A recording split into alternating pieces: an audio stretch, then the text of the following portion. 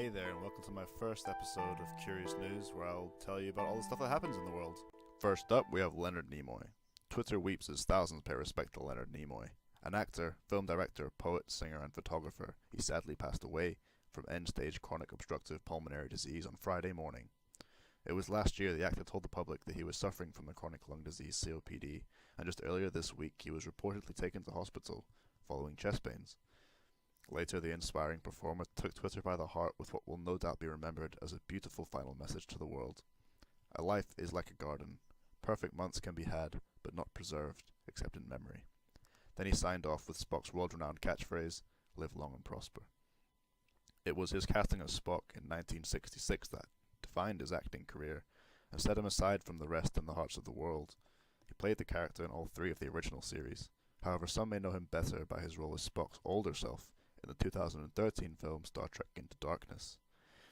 In a tweet, his granddaughter Danny Nimoy referred to him as an extraordinary man, husband, grandfather, brother, actor, author, the list goes on, and friend.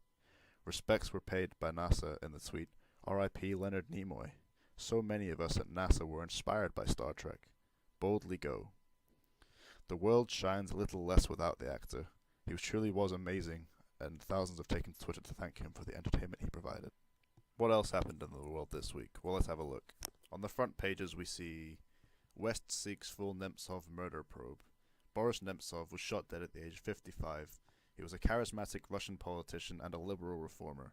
He was also a fierce critic of Vladimir Putin. He was also a nuclear scientist.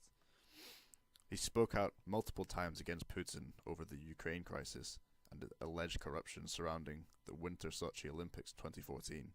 He was regarded by many as a possible future president, and so he will be sorely missed.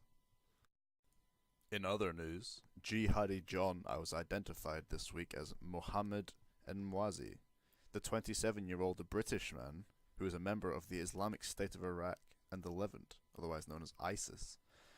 He had known for beheading several hostages throughout 2014 and 15, and some of his victims include James Foley, Stephen Sotloff, David Haynes, Alan Henning, Peter Kassig, among a large number of Syrian soldiers, which remain Moving on to some brighter news in the world of video games, we have games like Resident Evil Revelations Episode 2 being released, Dragon Ball Xenoverse 15, but the highlight is The Order 1886.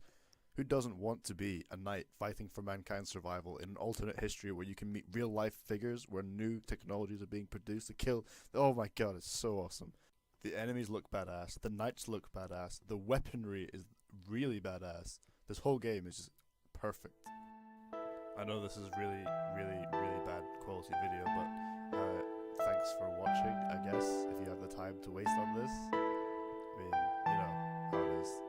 Anyway, see you in a week.